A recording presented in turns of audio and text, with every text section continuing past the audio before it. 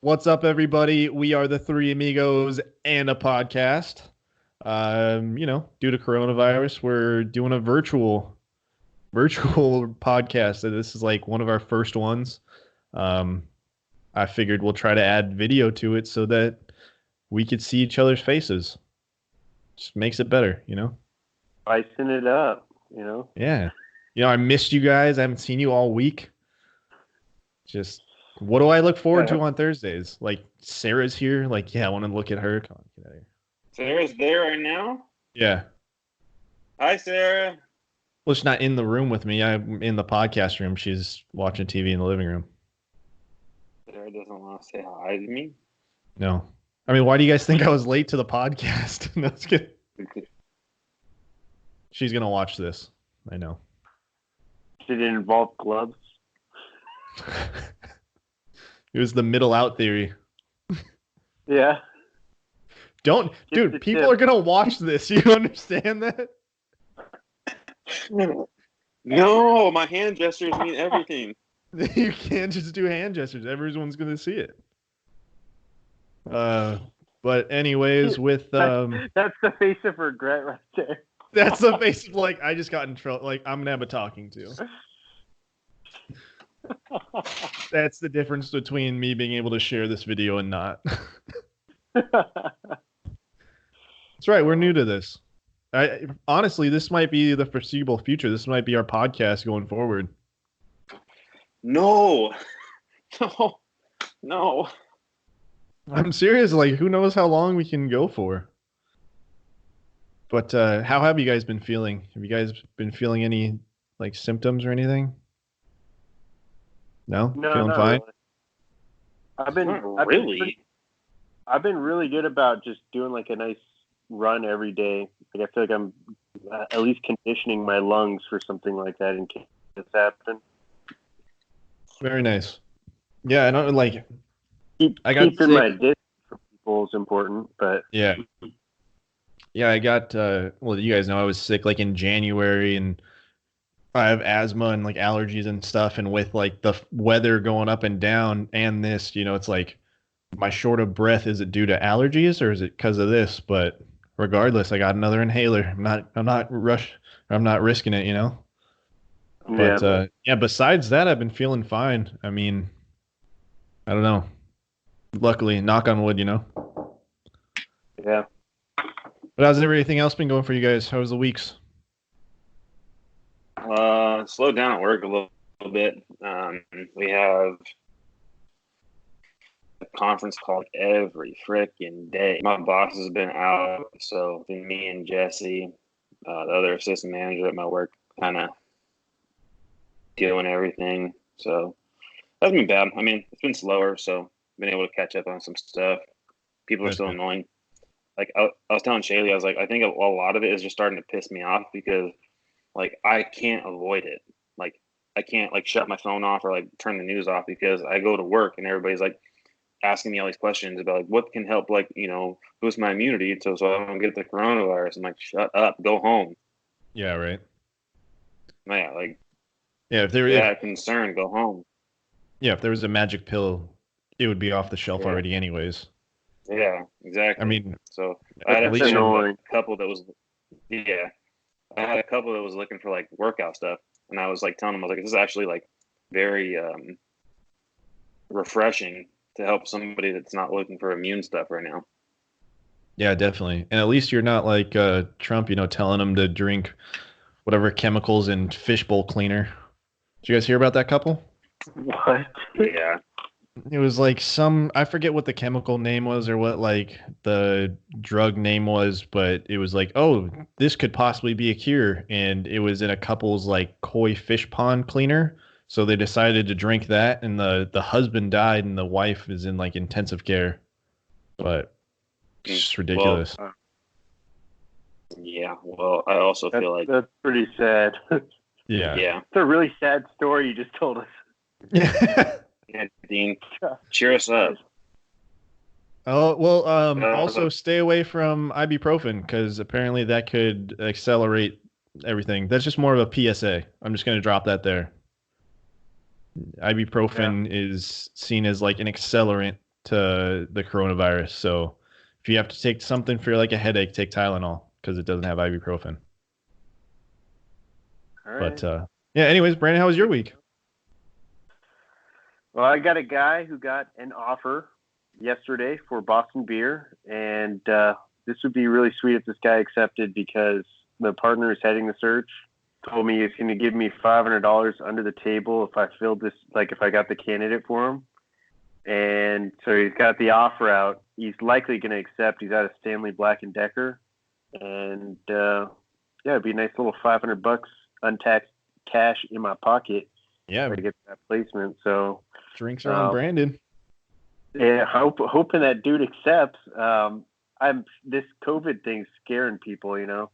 Oh, definitely. But his role's going to be eliminated. So I'm not sure if he's still interviewing with other people or what, or if he has other offers out. This would be a bump up in pay for him, but it's not like he's moving from Maryland to Boston, so the cost of living is a little bit higher. But I gotta imagine that once all this blows over, Brandon, you're just gonna be like filling places like no other, you know. I'm sure a ton of gonna be filling holes left and right. Just one, just 3 hole punching people. Yeah. No, our food and medical clients is just like they're booming right now.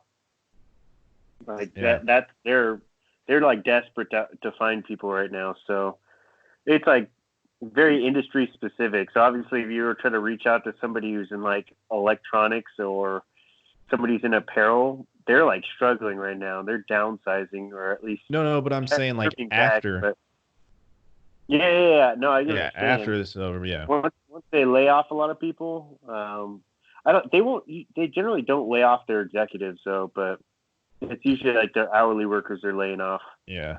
But I mean, who knows how long this goes for? They're gonna, cuts might have to start coming from the top. Ryan, will you stop being so weird? Dude, I have the worst ADD. I can't sit still. I don't like you guys are both sitting there and I'm in a rolly chair right now. I'm over here like. See, that's a mistake. Rolly chair number 1. That's the mistake number 1. You got to have 4 legs on the ground. No way. 4 legs. I'm on a bed, so technically I got 4 legs on the ground. Yeah. I got this little guy with me. Oh, Jesus. Well, yeah, anyways, my week... breaking up. That was Ryan's speaker breaking up a little bit, but... It's all good. But, yeah, my week was pretty good. Had a rough week at work. We had to lay off like a bunch of people, so having to deal with all that was tough. Yeah, definitely a rough week for sure, but glad we could still podcast, that we weren't just like giving up on it. So it's nice to see your faces and nice to interact with other people that aren't just me in a mirror in an empty house, which is nice. So yeah, God. Just go a little crazy. I was thinking about today. I'm like, I didn't leave I just went for a run before I did this thing, but before that I hadn't left the house the entire day. I'm like, dude, this is sad. It's like a normal day now. You're not allowed to leave the house. I know, dude. I was just sitting here and I was like, I need to go for a walk. Like, I need to get out and stretch my legs. Like, usually I go for walks at work. Like, I'm I'm just getting cabin fever. Yeah. You gotta have it. But yeah, I was gonna ask. I mean, I guess Brandon, this one isn't really applicable to you because I mean, I don't really live with my girlfriend either, but she's stuck here with me right now. And Ryan, you with your wife. But what's your guys' favorite board game? Because Sarah and I are big. Like, we like to play games. We've been really into Connect 4 lately. I got this big Connect 4 that we've been playing. No, you're not a fan of Connect 4. I like Connect 4. I'm pretty open. Jaylee's a sore loser.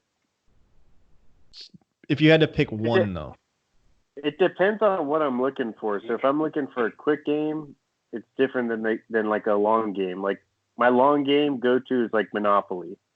But it takes forever. Right now I could probably go for some Operation. Operation, that was classic. What's your short time game then? I don't know. I'm trying to think. Uno's not bad. No. Uno's nice. I like Uno. Uno's fun. But is Uno a board game or a card game? Or same category?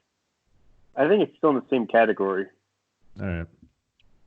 I don't know. For me, I love Scrabble. Big Scrabble guy. I think Scrabble or backgammon. Ooh, dude, I do love backgammon. You're backgamming. Dude, I haven't played. I used to be super down for backgammon, and then I didn't have. I don't have a board anymore, so I haven't played it since. And it's probably been, probably a good close to 10 years since I've last played. It was fun. But yeah, anyways, another reason why I was really happy we got to do the podcast today was because today was supposed to be opening day. Yeah. We would have seen each other anyways. That was a sad fact. I know. Yeah. Did you see that? Did you guys see that thing that the Padres owner sent out, email or whatever? Yeah. No, I didn't see it. What did he say? So they sent out an email. I guess they at 1:10 they still played the Star Spangled Banner or whatever throughout the speakers. So that's cool. Yeah. I saw on ESPN2 or whatever they were playing like the biggest games from every team. Yeah, there's still the Padres one's going on right now, I think. Is it? Yeah, on MLB Network, they're doing every team. So, yeah, I guess it's the comeback game from last year that I remembered, but I forgot about.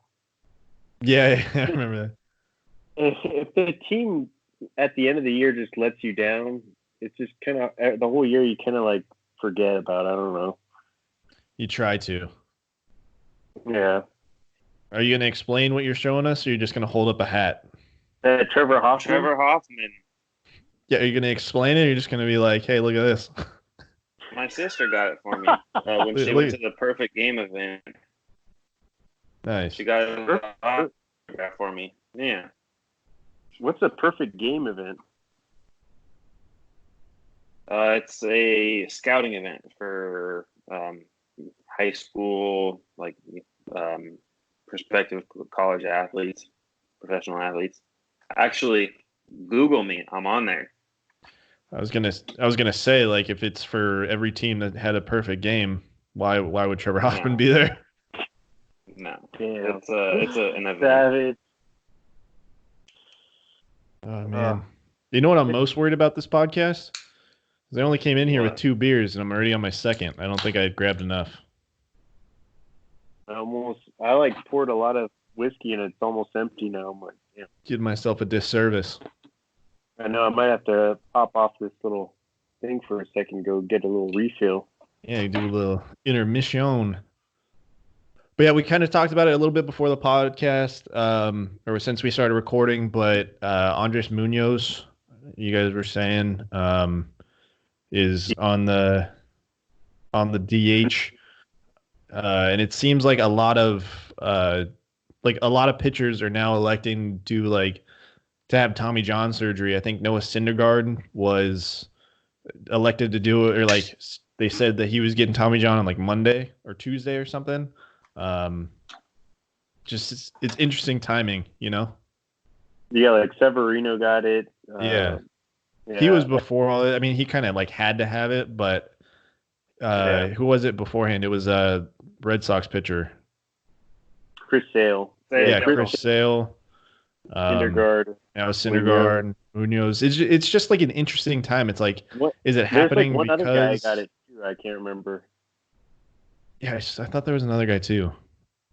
I can't name his name. Still, regardless, it's it's a trend right now, and I think that if you're finding out that you have problems, might as well use this time to recover.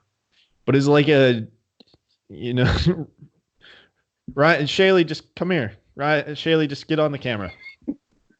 Hi, Shaley. Bunch of weirdos. Yeah. Just see Ryan looking over and like, hey, come here, come here. She brought presents. Nice. There it is. I think she overheard us talking about we need a refill. Let's get a virtual refill over here. Texted her. Let's get the virtual refill coming.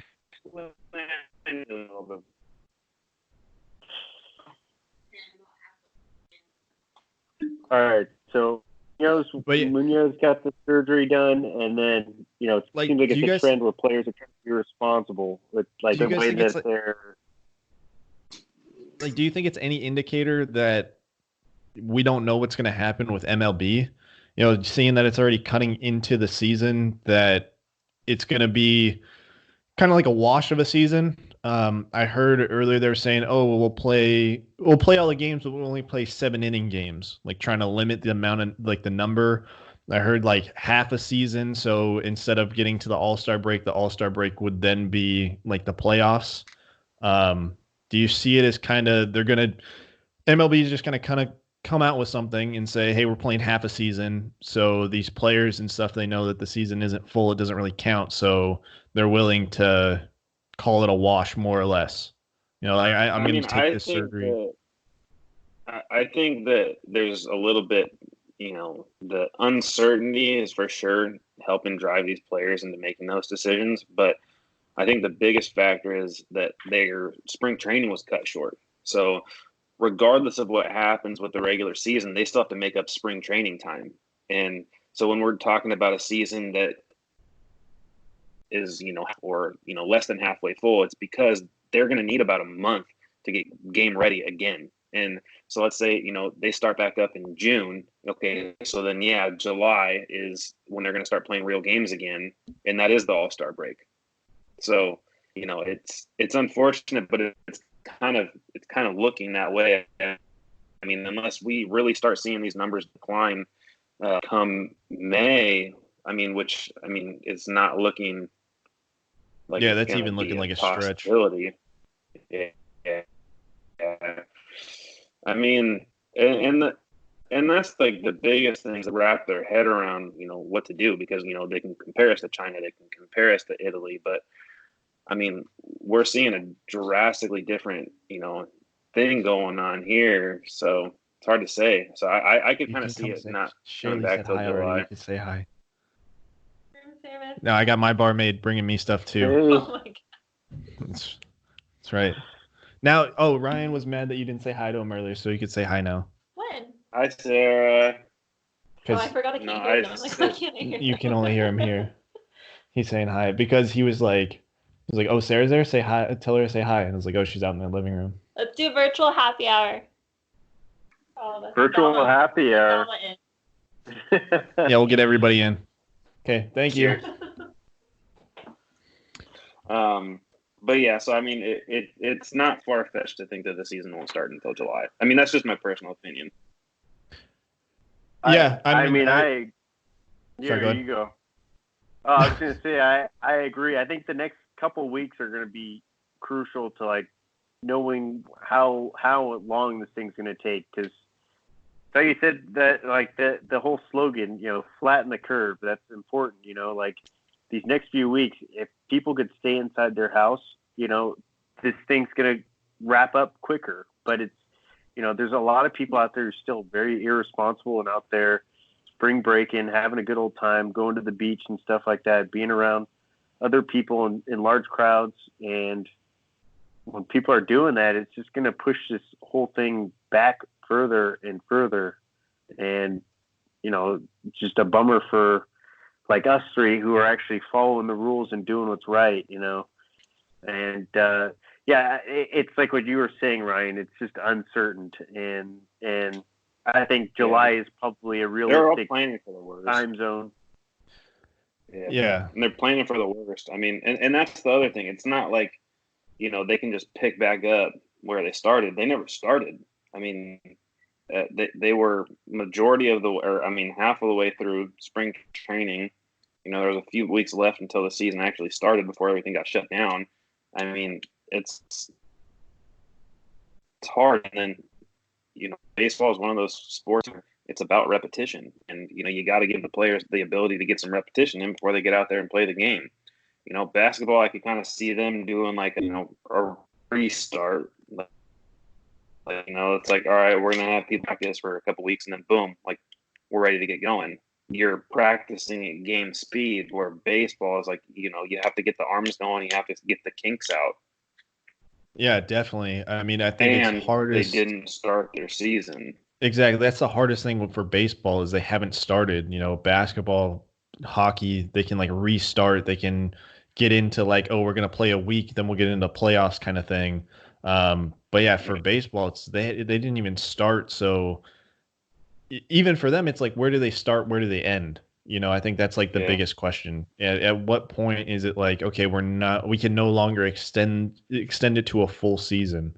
But I agree with both of you. It's like one of those things that it's like, how long is it going to be before we can flatten the curve? I think, the government's doing, especially in like California, they're doing a pretty good job now of shutting down like beaches and parks and those kind of things. Social outings are kind of really making people stay inside. I think California has done an exceptional job. I mean, I know I was ragging on the mayor a couple of weeks ago, but I mean, I think Brandon was right. It's a scare tactic because people in Southern California are very entitled, or all across California. All across, yeah. And you kind of do it. Yeah, you have to spook them. I mean, and he did. And I mean, you're noticing it in, the East Coast a lot more than you are here. Obviously, like we're still like third highest as far as the 50 states go, but we're also, one of the highest populations of people. So, I mean, the fact that our numbers aren't increasing as rapidly is kind of a testament to how our government's handling things and kind of how everybody else should be doing. Yeah, I think their biggest thing now is just like, it's going to be a matter of when is it going to start. Yeah, I think they now need to like cut what essential services are, because there's certain things that it's just like, that's not really an essential service, but who knows? That's for a higher pay grade. But dude, have any of your friends gotten it yet? No, I don't know anybody directly. I know a couple people through people that have gotten it, but I don't know anybody directly. Dude, my first friend that has had it, so he's actually running for city council, and he got it, and he's been like, I guess him and his girlfriend he's like, this shit's awful. I don't know if it's like a publicity stunt or what, because obviously I haven't seen him personally, but friends with him from high school through Facebook and everything, and he's just literally every day he's giving us an update on how shitty he feels. And so, yeah, this thing's like the flu, but it's just kicking my ass worse than anything else I've ever had. And yeah, I mean, it's a real deal. It's like finally hitting on like a personal level where, it's not really just, you heard about it last year where people were talking about it, and, on the other side of the world, and then now all of a sudden, it's a real thing. Life. It's affecting people inside your bubble. Like it's a real thing, and I don't think that registers with people until that finally goes through, Yeah, definitely. Yeah. But yeah, that's scary, man. But anyways, yeah, anything else in the baseball world besides this being sad? I mean, we all miss it. That's really it. I mean, we all want it back. Project 2020, my ass. God. You know what would be really sad is if we actually make the playoffs this year and they do an abbreviated season, and I don't think it would feel the same.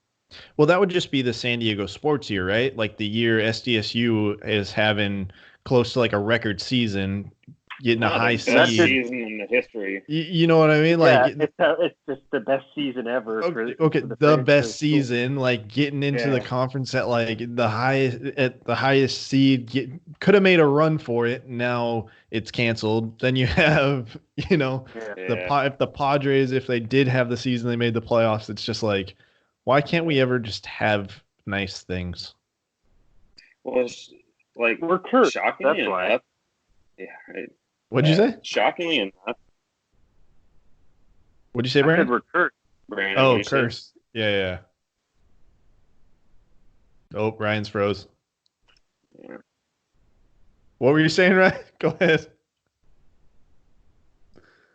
All right, I can tell you're not frozen now. I'm not frozen. No, but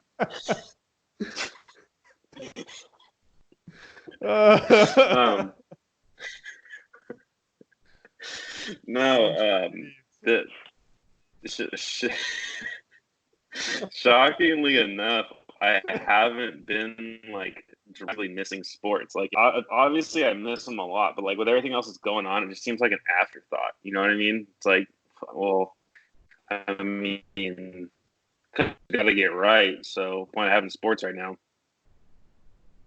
Yeah, man, I know. I was kind of like the same way. I knew opening day was coming up, but then Tuesday, a coworker was like, "Hey, how come I just got an alert that you're taking Thursday off?" And I was like, "Oh, it was supposed to be opening day." Like, I just it didn't register earlier in the week. I was just like, "Oh, damn, that's right."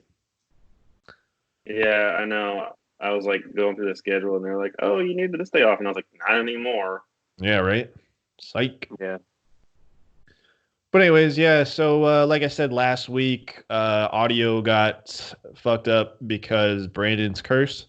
So let's just recap. Yeah, you're the cursed one. That's what happens when you have dick fingers.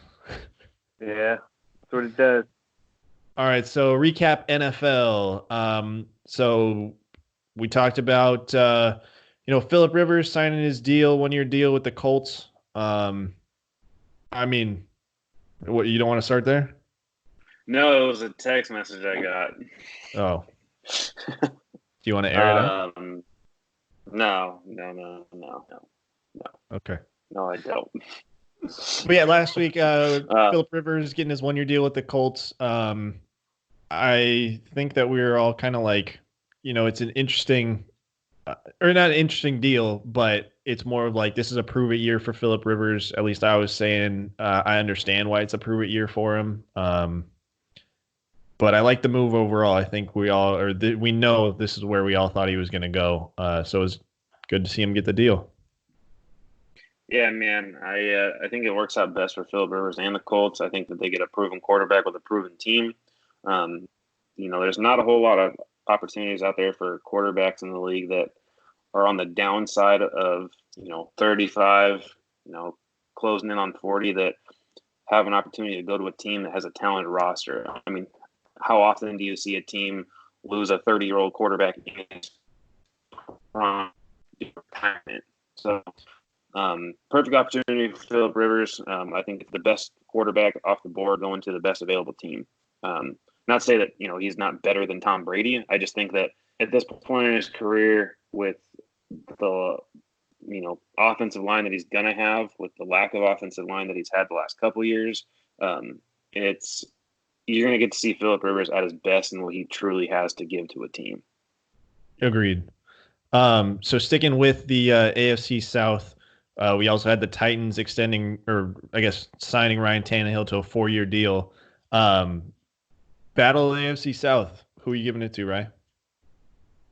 I mean the Colts, and the reason is the Texans are obviously in a worse position than they were last year. Mm-hmm. The fact that they're still not addressing their defense, and the fact that they got rid of DeAndre Hopkins. I mean, Ryan Tannehill is not a bad quarterback, but he's not worth the contract that he got. He got that contract because of what he did this past season, and Brandon has said it, since the beginning. I mean, they went off, and he deserved the contract based off of what he did. But the Colts are a better team, and I feel like with the uncertainty that Jacoby Brissett had the entire year, them lingering with the whole Andrew Luck thing, to have Philip Rivers be able to jump in and do what he can do right away makes them the front runner in the AFC South. Yeah, definitely. I definitely agree. Then we had the Bears trading for Nick Foles and sending a 4th rounder to Jacksonville. Brandon, I don't really know if we got your opinion last week, but if you're the Bears GM here, are you kind of like, are you giving what's his name? Trubisky. Yeah, you're giving Mitch another shot, trying to learn from Nick Foles, or are you saying, hey, Nick Foles, this is definitely like his job win, and you're kind of giving them the best shot. I would look at this as more of not necessarily a mentor thing, as more of a direct competition. Like, who's the better quarterback coming out of camp into preseason? You're getting the starting gig, and if you don't live up to it in the regular season, we have another quarterback that can step in and fill in if you're not getting the job done. That's kind of how I view it. Yeah. He's not necessarily like he's not like a Phillip Rivers, Tom Brady, Big Ben, some other established quarterback who's been there, done that. I know he's won a Super Bowl, but he's not a guy who I'm looking at like, yeah, you're this proven veteran that's just done so many great things. Outside of that Super Bowl run, I mean, Foles really hasn't done much of anything. Yeah, I agree. I kind of compared Nick Foles to like like a Matt Castle type of player where he was, I felt like he rode the bench well, and then in his one moment to shine, he shined. I know he kind of did more than what he did, but I'm just saying that's kind of how I looked at Nick Foles. I'm still a fan. I'm still on the Mitch train. Nick doesn't get a freaking vote. No vote for him. I mean, yeah. I'm still on the Mitch train, dude. I think that if they give him a fair shot, if they surround him with like a good run game, that guy can run an offense. I agree with what you're saying 100%. I think the guy, they were really talented and really good for a while. He's just not a guy you're just going to, give him the ball and like, hey, you're going to run the entire offense and carry this team. He's not going to do that. And he's not talented enough to do that, in my opinion. I agree. I think it's too early to put that on it. Yeah, he's too young in his career to have to do that, to carry that weight. Yeah, if you put him in a game manager scenario, I think he could be effective. Yeah, I agree. Then we had the Raiders signing Marcus Mariota. Did you guys hear what Marcus Mariota said after he got signed? It was something along the lines of he was like, this is dude, why am I struggling with names right now? Derek Carr. Oh my God. I literally went blank. But it was like, this is Derek Carr's offense. I'm just here basically he was saying, I'm just here for support. It's his offense. I'm just going to try to fit in where I can. I know Mariota's never been like an outspoken guy, but that is definitely not what I want from a backup in a open offense. Like in an open position, in an open QB spot that it's like you could get, if you play well enough, you could start there. Yeah, no, absolutely, man. Marcus Mariota, I think is probably going to go down as the bigger bust in that draft than Jameis Winston.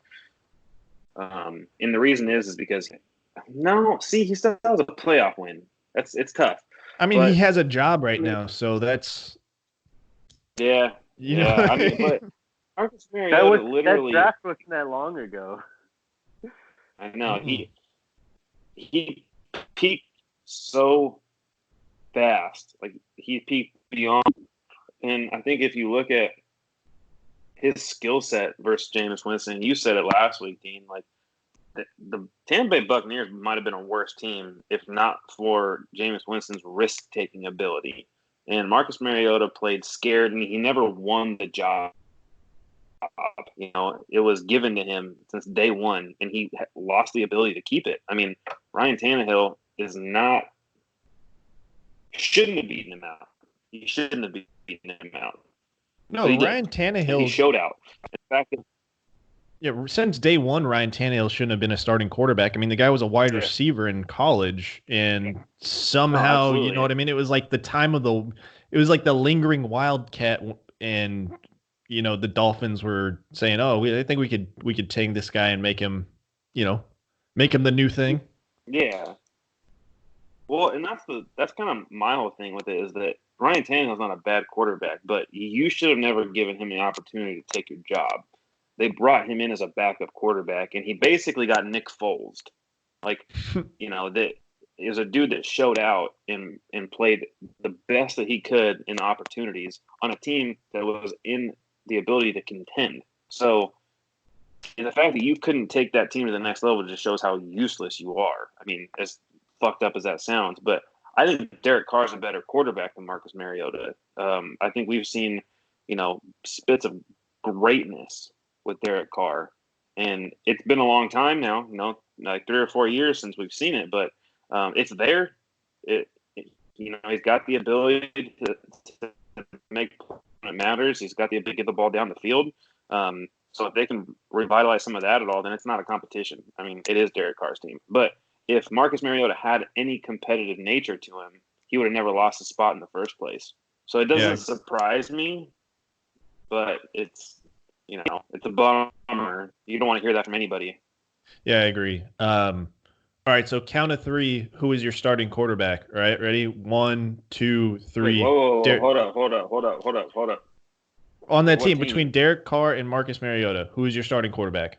Oh, okay. Ready? 1, 2, 3.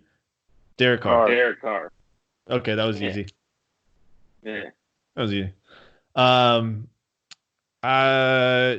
want to talk about the Panthers now. I was going to talk about the Browns, but I want to go Panthers first. So the Panthers signing Teddy Bridgewater, 3-year, $63 million deal. I don't know. I mean, I think we're all on the same page in the sense of this is telling of how healthy Cam was or is, as well as I don't see it as an upgrade. I know, Ryan, last week we kind of argued about it a little bit. Yeah, you were saying it's more of like a steady, like a replacement. A lateral movement. I think it's a downgrade. I think Cam is just a more talented. Yeah, I think it's just a more talented back. I know we talked about how they both struggled with injuries. I'm sticking with it. I think that it was kind of like if Cam's an option for me, I'm going Cam. I'm not looking for something else. 100%. It makes no sense. That's why I was saying lateral movement, because you really don't know what you're going to get with Teddy Bridgewater. We haven't seen his full potential because right before we saw it, he got hurt. And then we saw. I mean, he went 5-0 with the Saints, so in a few games this year. But bits. I mean, it's not a full season. Yeah. So that's a Nick Foles. That's my thing where I'm saying, he could be effective if you run the right offense around him, and I think of him kind of as what we're seeing. He's kind of what I would envision Mitch Trubisky to be, kind of that game manager. You run the ball first. He can make plays off the play action and kind of be effective in that sort of system. But that's the system they have, though, too. You know what I mean? Like with Christian McCaffrey being your workhorse, that's a system that fits what you're describing, Brady. I think he'll be effective in their system. I think Cam is a more dynamic player. You could run an entire offense through him, and he could literally put the team on his back and carry him to the playoffs. But I don't look at Teddy as that same style player. And that's the only reason I said lateral movement is because it's not like you know what you're getting with Cam right now either. If they're both at their healthiest, so let's just spitball it. If they're both at their healthiest, it is for sure 100% a downgrade.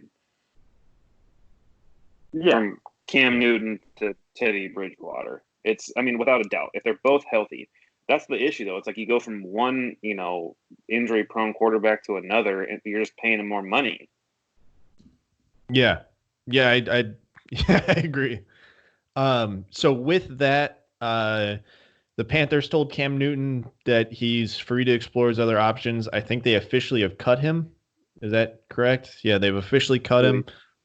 Where's a good landing spot in your eyes for Cam Newton? Because this just adds to the whole mix of we're running out of places for quarterbacks. Excuse me. So yeah, where are you guys? Maybe the XFL. Yeah. XFL. You think XFL before a team kind of takes a chance on Cam even as a backup role? No, I mean, he's going to play somewhere. It's just hard to predict, and that's the same thing I was trying to say last week, man. The Patriots have already said they don't want to spend money on a quarterback. They want to start their rebuild, and they feel like they have a good dude with Jared Stidham.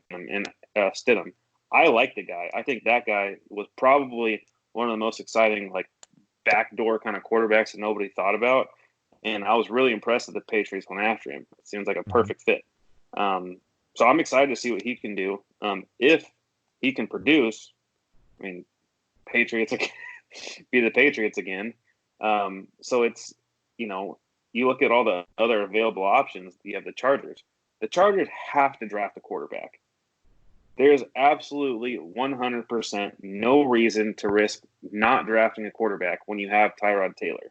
And the reason I say that is Tyrod Taylor doesn't turn the ball over, and he can handle the offense until the other person comes along and proves himself better.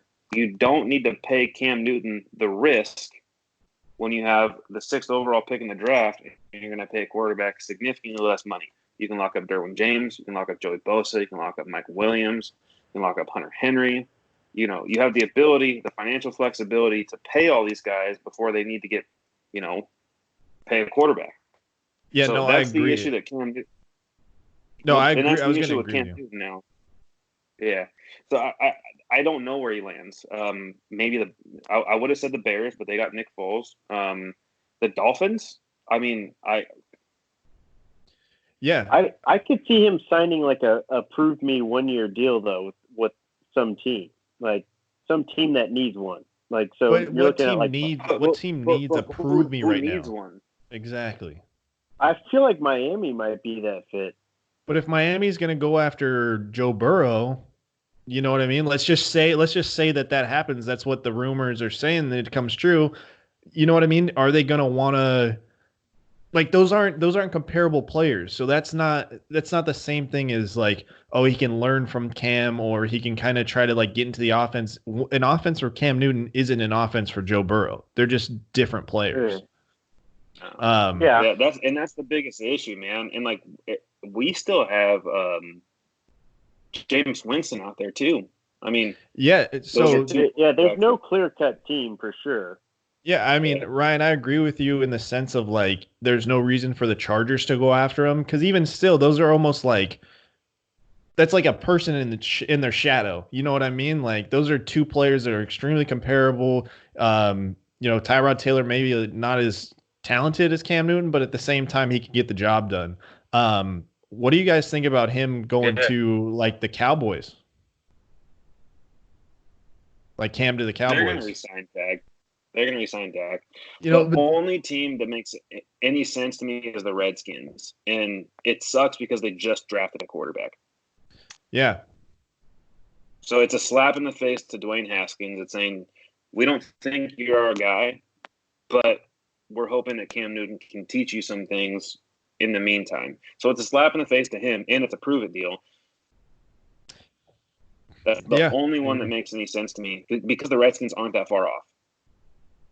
And that makes sense. If this was 5 years ago that we were having this conversation, I think that people are so hell-bent on keeping their first-round draft picks happy. But, after what we saw with Rosen last year when they drafted Kyler Murray, we know that that's off the damn table. It's like, if we get our guy, we get our guy.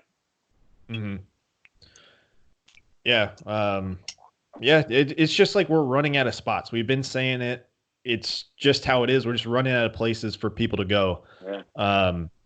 And things happen. Injuries happen. Yeah. I think the last big one is Tom Brady. Finally, rumors last week that he was going to Tampa Bay. It's official now. Tom Brady signing with Tampa Bay. So, TB and TB, everyone's been saying it. But do you guys, I mean, overall good move, yeah? I hate it. You hate it? On which side? For the team or for Tom Brady? Yeah. For both. Why both? I mean, in my eyes, it's kind of like, if anything, I would hate it for Tampa Bay. I think Tampa Bay is just doing it more for like the selling point of it. I don't think that they're like, we're going to get more viewerships, more fans in the stadiums. I don't think that team's actually going to be any better with Tom Brady than they were with Jameis Winston. Not saying that Jameis Winston is as good as Tom Brady. I'm not saying that. I'm just saying that Jameis Winston has been in that system longer. He understands. He has a better repertoire with those wide receivers. Plus, I just think that yeah, I just think that it's like more comfortable for him. Tom Brady's gonna have to come in, learn a whole new offense. I think Tom did it as kind of like a selfish move, like, hey, I got a couple more years left in me, and I'm gonna prove people that it's not Bill Belichick and the system, it's me, and I can win anywhere. But yeah. But why do you hate it, right? Tampa Bay, man. Because he's playing in the same division as Drew Brees. He's playing in a competitive division. It's not to say that he, I appreciate the fact that he went to Tampa Bay. I think that's the most shocking destination that anybody could have thought of, other than going and playing for the Bills or something like that, or the Dolphins. But the Tampa Bay Buccaneers have won a Super Bowl in our lifetime. So, I mean, we're not sitting here saying that they're not a good franchise, because any team that's won a Super Bowl, better franchise than the Chargers. I mean, honestly. Yeah.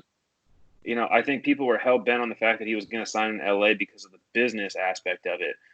When you look at the opportunities that were out there, I liked Chicago. I liked the Titans. I think that there's a couple teams that missed out on having Tom Brady on their team that probably could have benefited more than the Buccaneers. The Buccaneers don't have a fantastic run game. They have a decent offensive line, and he's going to be forced to make a lot of big plays. And I don't think Tom Brady at 43 years old is in a situation where he can be forced to make a lot of big plays. And like you've said in the past, I mean, Jameis Winston, the dude threw for over 5,000 yards last year. Obviously he was playing from behind a lot, but this team is not built for game management. They have Mike Evans and Chris Goodwin. And there's rumors of AB getting on that roster too. Like, those are dudes that you got to get them. That means 1, 3, boom. 1, 2, 3, 4, 5, boom. Like, you got to get it to him. And Mike Evans is a down the field runner. He's not a guy that's going to get 3 yards open space, catch and hit the ground like all these wide receivers in New England are. Don't sleep on my boy OJ Howard either. Yeah. Oh, OJ Howard, hell yeah, that's another dude. But another guy that stretches the field deep. Like, Tom Brady hasn't thrown a deep ball in 2 years. Yeah, that's true. I mean, he's used to throwing these underneath routes. The only thing is, Tom's kind of always figured it out, but at the same time, he's always figured it out in New England. So, there's been years where it's like, he had Chris Hogan as his number one wide receiver. You know what I mean? Like, shit like that but he figured out how to get the ball out, and he figured out how to move the ball. But I think this is just, it's going to be a reality check for him. For sure. It's not a disrespect to Tom Brady. I think that Tom Brady, I was reading this article about how he didn't ask about anything, about like any of the contract stuff. He asked for all of his teammates' phone numbers. And so I know that he's a guy that can get people to rally. The issue is that he was the Patriots. So people came into that system knowing this is Tom Brady's team. We're going to do things Bill Belichick's and Tom Brady's way. Now you're going into where new players they have to buy, and they're not going to trade everybody that disagrees with you. They're not going to cut people that don't buy into your system. Brandon's got this the face that he just got some nudes or something. He's glancing at his phone all sideways with a little grin on his face. Look at that. He's all sideways like, ooh, okay. So this guy Chris Jocelyn posted his bales of this trick. They try to trade with Del Toro, which is like this massive stair set, and people have wanted these for years. And he's posted his bales. He got so fucking close, but they like tore down the spot. And then I'm in a group chat, and there's a bunch of funny shit going down in the chat. Gotcha. Okay. But yeah, overall, I think this is more like a Tom Brady move. And Ryan, like you said, it's nothing against Tom Brady. I think of it as, if any of us were to switch jobs, there's a learning curve. You know what I mean? Like, I think that we could all, after some training and all that kind of stuff, we could get up to speed. We could kind of do each other's jobs in a way. But at the same time, it's like, it takes time to learn that. And it's not going to be instantaneous like everyone thinks it's going to be with Tom Brady. Then, just some other moves. We had Todd on our free agent board that we had last week. We had Todd Gurley and Melvin Gordon at the top. They both get signed. Todd Gurley going to the Falcons and Melvin Gordon to the Broncos. Which one of these do you like more? I like Todd Gurley going home. Brandon, what about you? I mean, he's from Georgia. I like Melvin Gordon going to Denver. They usually commit to the run. I feel like it's kind of like a. I like this. I like this. All right, Ryan, you said it first. So why do you like Todd Gurley going to the Falcons? And Brandon will come to you for Melvin to the Broncos. The expectations are lower. He's not going to be forced to carry a team like he was with the Rams. I still think that Todd Gurley has the ability to be a 1,000-yard rusher in the NFL. I think that having Julio Jones and who's the other big dude over there? Other wide receiver. Oh, shoot. Are you thinking of Sanu? They got traded? No, the guy who's on your fantasy team last year. I can't think of his name right now. Wide receiver. He's a yeah. I know. We all know who Calvin you're talking Ridley. about. There you Calvin. go. Yeah, I was like, I traded him and picked him up. They got, yeah. They have Calvin Ridley. They just picked up another tight end too. Well, they traded. I can't remember what that guy's name is. They lost Cooper, but yeah, they got a. They lost Cooper, but they just picked up somebody else. I can't remember who it is, but I feel like the offense is built around Matt Ryan, and Todd Gurley is going to be flourish in the shadows. Okay. Brandon, do you look at that? To the Broncos? Yeah, Gordon. I mean, I'll be right back. You look at the Broncos in general. They commit to the run. They're a team that likes to run the ball, rely on their defense. I don't look at him as going to be the workhorse by any means or anything like that, but I think he'll do He's well. He's obviously got good years left in him. Yeah, exactly. And I don't think either of these guys are going to do poorly in their new roles. But I think if I had a choice of the two, I definitely would be leaning more towards Melvin Gordon for that reason, because I look at a team that's committed to the run historically, and the Falcons generally like to commit to the pass a little bit more, even though Gurley's a multi-dimensional back who can catch the ball as well. So they both came out of college about the same abilities. Same year. That's what I'm saying. They're very similar players. Yeah. I think that health concerns are an issue for both players. Mm-hmm. Obviously, I don't like the deal for Melvin Gordon, because if he was smart, he would have taken twice the amount of money at the beginning of the season versus half the amount of money at the end to go to a different team. I think that if anybody is suing their agency for anything, I think like Melvin Gordon's got to freaking break the bank on this one, man, because he got fucked. He got fucked hard with no lube. Yeah, he did. I don't know if that was from agent, like the agent guided him to making that decision, or that was a decision he made on his own. But it's tough to say. He got poor advice. Poor advice. Yeah. If he took advice. He's either super cocky or he's took bad advice. I feel like he could be on the cocky end, but I think it's more of a cocky thing. You guys are talking about Melvin Gordon losing money, right? I have a hard time believing agents usually want the safe money. They usually take the guaranteed money because I want my easy cut. I think Ryan's more saying not like his agent telling him that. It's more or less like his friends telling him, right? Like more or less like you get hyped up kind of thing. I said agent, but I know what you mean. Oh, okay. Yeah, I think of it more of like a camp. Like it's like his camp is telling him, I could see that. Yeah, his entourage kind of hyping him up, like, "Yo, dude, you the man, man. You need Todd Gurley money. Yeah, you be making that money." You're like, nah, dude. I don't know why all of his friends are idiots. I mean, he could just have like a normal person be like, "Hey, man, no, you're really good. You could earn more." I follow him on Instagram, man. They all go bowling every week. They look pretty stupid. The real question is, are you still following him? Do you guys do you guys do that with like, sports players when they get traded from your team or they leave, you unfollow them? It depends on the player. Yeah, I usually do it too, unless it's like once the season starts and I start seeing the pictures come up of them in different uniforms, like I'm fucking following no stupid Bronco player. That's what I did with like Franmil and like John. Yeah, Franmil. When Urias left, I saw him in a different jersey. I was like, get out of here. Yeah, it's like you don't want to see it anymore. It's like, it's like breaking up with an ex.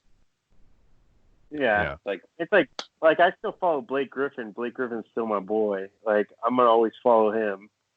But he's on your team for a while. So like Gordon's been on your team a long time. So it's not his fault they traded him. Yeah. So. Yeah.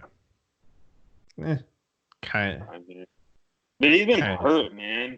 Honestly, like there's really not a big difference between him and Ryan Matthews. Yeah, that's very true. I would take Gordon over Matthews any day, though. Ryan Matthews was statistically a better running back. I was about to say, who had more 1,000-yard rushing seasons, though? I think it was Matthews. Melvin Gordon had more overall, like all-purpose yards, but Ryan Matthews had a better yards per carry and more yards, I think more 1,000-yard rushing seasons. And I would give Ryan Matthews a better clutch, like Madden clutch, than Melvin Gordon. And Melvin Gordon fumbled Gordon a lot more. 1 year scored a shit ton of touchdowns. Well, yeah, but the 1 year Melvin Gordon did score a ton of touchdowns. I think that Lindsey and Gordon can work well together. It's the Broncos. Yeah, that's why. I mean, Ryan, you said it last week. You're like, I do like Melvin Gordon to the Broncos. You're like, I could see it happening, and it came to fruition. But I also like that 1-2 combo. You know what I mean? Like Lindsey and Gordon. Philip Lindsay is a better Austin Eckler. You know what I mean? Like, I like. You don't Eckler think so? More Eckler's way better than Lindsey. I think Lindsey's kind of more the hammer. That's really it. He's kind of like Mike Tolbert to me, where he's like that dude's quick. That dude's like a buff Darren Sproles in my eyes. Austin Eckler is like a Swiss Army knife. He can do everything. Philip Lindsay is like a hammer. He can only do one thing. Yeah, that's what I'm saying. He's just gonna fucking bludgeon over you, and that's like that dude's got get away from the cops.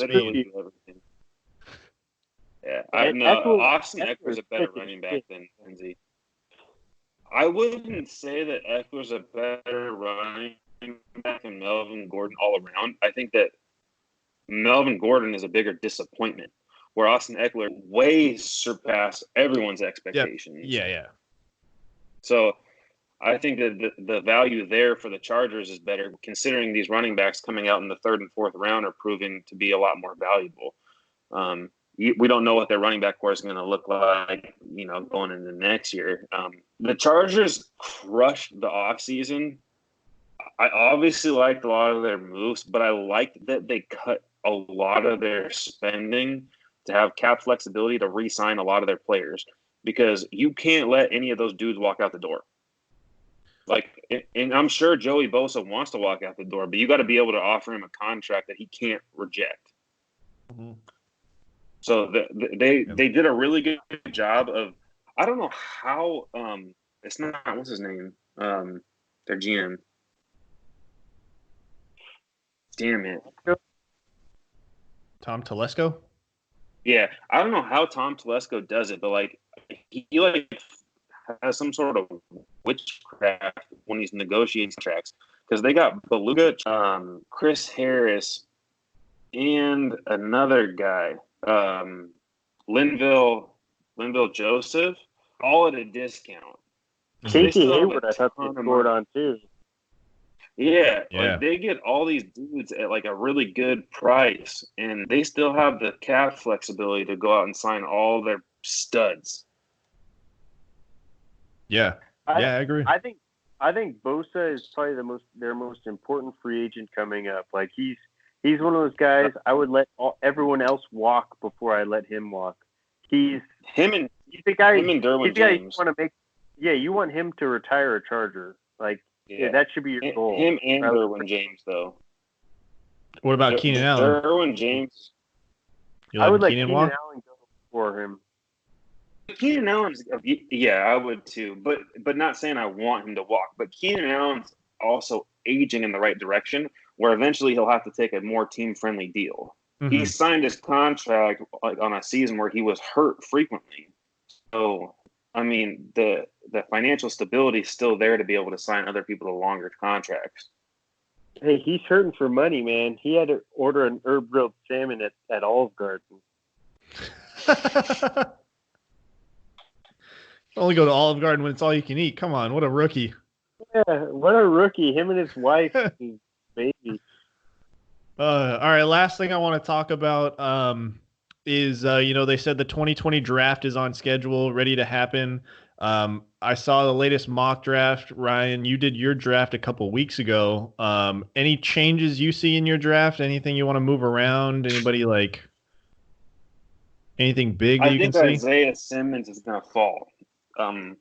I can see it's all around the top 4 picks right now. The biggest question is, what are the Redskins going to do at number 2?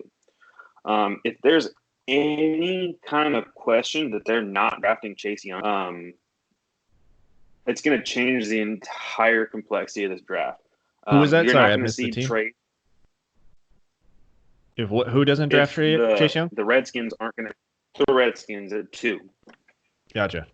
It's going to change the entire complexity of this draft. And the reason is that you're not going to see a trade happen until the draft starts. Mm-hmm. You're not going to see anybody want to move up from 5 or 6 or 7 up to 3 if they don't think they're going to get the player that they want. Yeah, I know the latest mock draft, it was because I think the Redskins have the 2nd pick. They were actually going after Tua. So that means that Chase Young was going to drop down to the 3rd pick to the Lions, which I just think is absolutely crazy. I mean, yeah. We've all been saying that dude is, everybody's been saying that dude's like the most talented edge rusher they've seen, and he should be the number 1 overall. I do think it was his mistake to not play out the season and to hold out from the combine, though. So, well, he's definitely banking from the coronavirus right now because everybody's probably just going to stand pat where they are. That's true. But I will say that what Brandon just said about Joey Bosa is the same reason that if I'm the Bengals, I'm sprinting up to the podium. Well, I guess we call it in. Yeah, you got to call it in. But I'm drafting Chase Young. I mean, the Bengals aren't going to be a better team this upcoming season. They're not. No. I'm either trading it to the Dolphins if they really want Joe Burrow, or I'm drafting Chase Young. And the reason is you got Fields and Lawrence coming out in the draft next year. And you're probably going to be in the same top 5 draft pick to be able to get one of those guys too. Yeah. And if I'm not set on my guy, I'm drafting the best available player. Yeah, I think they would be dumb to not go after Chase Young. I think all these mock drafts with Joe Burrow going number 1, it's more or less like, what are you guys doing? Why are you playing this game with us? Chase Young needs to be number 1 overall. End of story. Let's move on. Quick, trying to play us with this. Joe Burrow needs to go number 1. He's the best because he won Heisman and the NCAA championship. Yeah. That's kind of all I had for this week, guys. Anything major, anything pressing that you can think in other sports that you wanted to talk about? I don't want to hang up, guys. I'm going to be so bored. So you don't have any, movies or TV shows you're watching? Do you have work tomorrow?